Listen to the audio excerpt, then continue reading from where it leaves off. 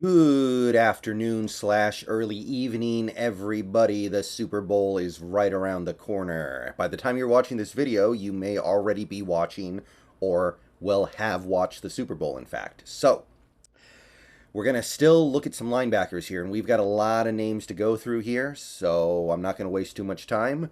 We're looking for middle or inside linebackers largely, maybe a little bit of will linebacker.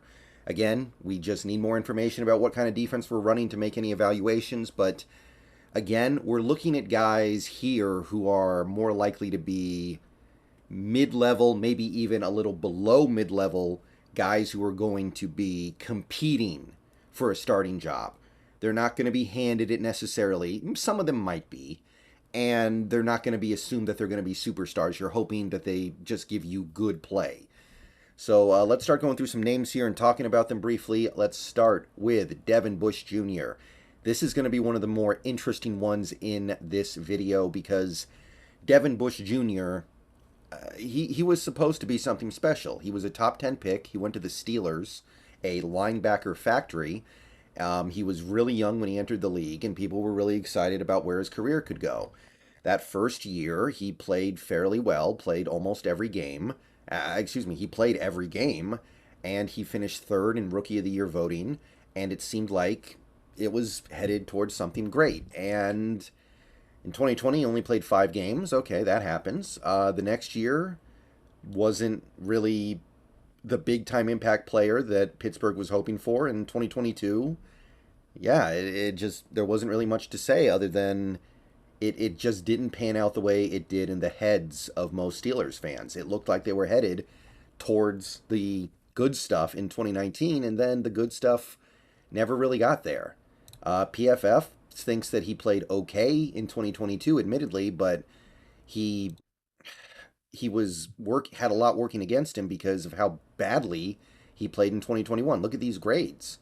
Hard for me to believe that he's playing well and producing these grades. Like, PFF has flaws, but I don't think PFF is going to give you a 34.4 grade if you're playing well.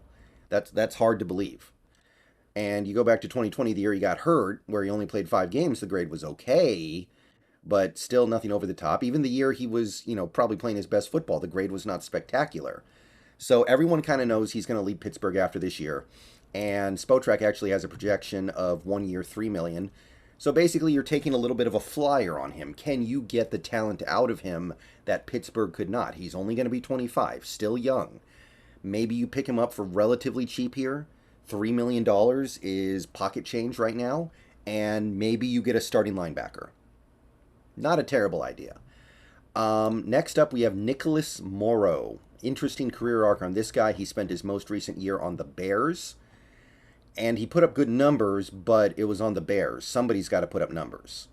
Now, he did have some success previously. He was a Raider for 4 years, and he played in almost every game and made a fairly positive impact on the Raiders, but it wasn't anything hugely over the top. He wasn't an every day, every play, every snap starter.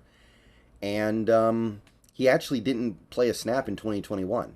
Kind of interesting. It's like he took a gap year after 4 years. So don't really know how to interpret that. You go to PFF, they're not big fans, and that kind of makes sense, right? You play on a defense as bad as the Bears, they're probably not going to give you a lot of love. Now, if you go back to his years on the Raiders, you can find some slightly better grades, I would say. Nothing, still some definite issues here, but the 2020 season, if you take a look at the last time he was playing on, a team that wasn't god awful, the grade was okay. And Spotrac projects he's going to end up with a 2 year, $7.7 million deal. So you're getting a guy who is making either high end backup or low end starter money. And that's kind of what you're getting, a guy who's either going to be a passable starter or a quality backup for you. So definitely not a bad option. You've also got a Kyzir White here. This guy's interesting. Some websites actually list him as a safety, and he has played some safety in his career, but he's also played some linebacker. So this is a little bit of a lightweight guy, which could be an issue, but sometimes in life you got to get creative. And Kyzir White is a player with a pretty good track record of success. He was a 4 year player for the Chargers. Spent 3 years playing a lot of games at linebacker, doing a lot of things at linebacker. And then in 2022, he hopped on over to Philadelphia, played in every game for them this year, and produced. And I mean, by the time you're watching this video, he may be a Super Bowl champion. So Kyzir White doing something right, part of that great Philly defense, part of that great Philly front that is just so darn hard to deal with. So Kyzir White, it's just kind of hard to know what he's going to cost. Like this most recent offseason, if you actually take a look at this here, he did not get a lot of money despite having big production with the Chargers the previous year. He got $3 million. And it's not like his play went over the top crazy in Philly. He was just kind of continuing to be the good player he had been before in Philly. So you look at his PFF grade, it's solid along the board, workable. The previous year before that, it was actually a little bit better, though. So with Kyzir White, maybe you're talking like 2 years, 8 million, 1 year, 4 million, maybe at most 2 years, 10. I would estimate something like that. Okay, next name, Elandon Roberts. And this guy is really interesting to me, mostly because he has experience in a hybrid defense because he spent the last 3 years playing for the Dolphins, and before then he was a Patriot.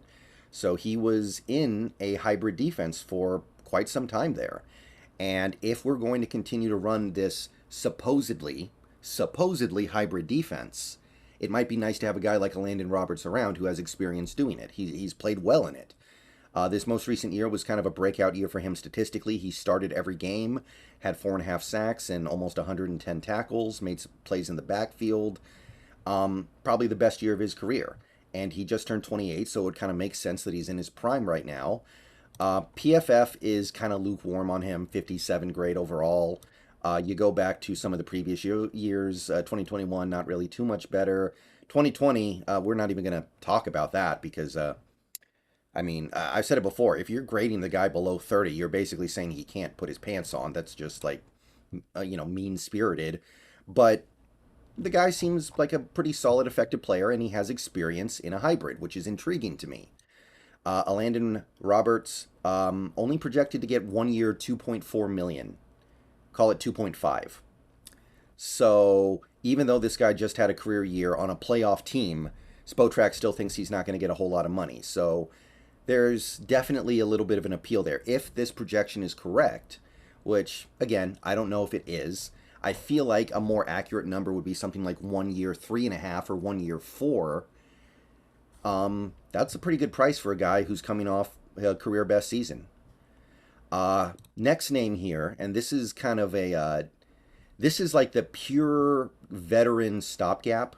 I know this guy's not really any older than like Roberts, who we just looked at, but he feels like he's older because it feels like he's just been around longer, even though it's technically not true. Quan Alexander, we talked about picking him up last year, and it didn't happen. He ended up going to the Jets for the veteran minimum, and he had a little bit of a better season than he did in 2021, which is going to help him a little bit, get a little bit more money. But look, the Pro Bowl days of Quan Alexander are way in the rearview mirror, right? Like, he's not going to get back to that level of play.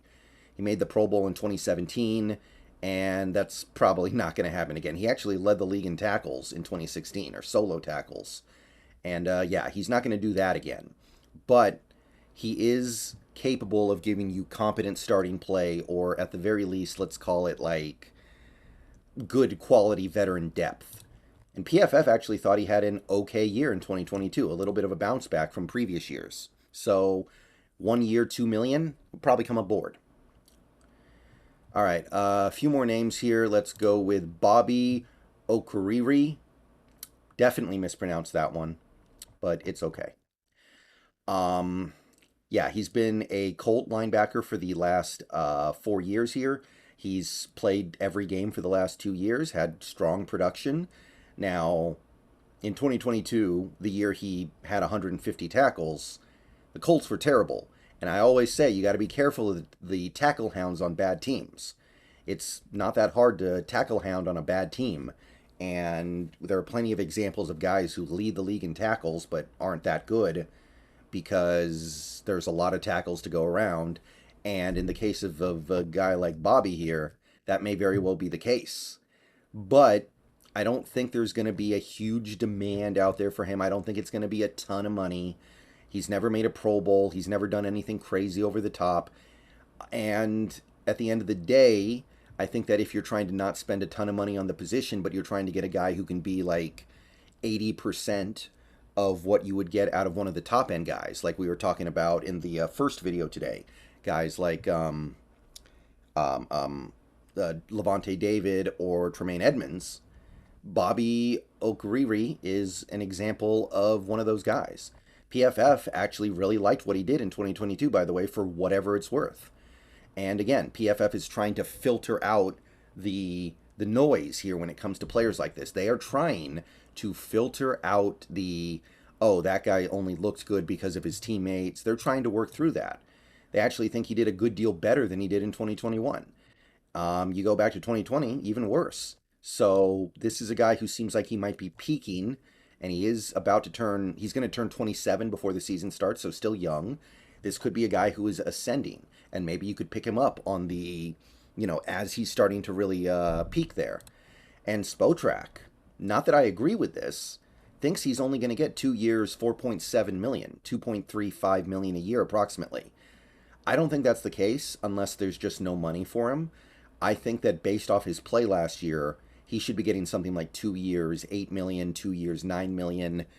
But even for that price, I'd probably jump on it.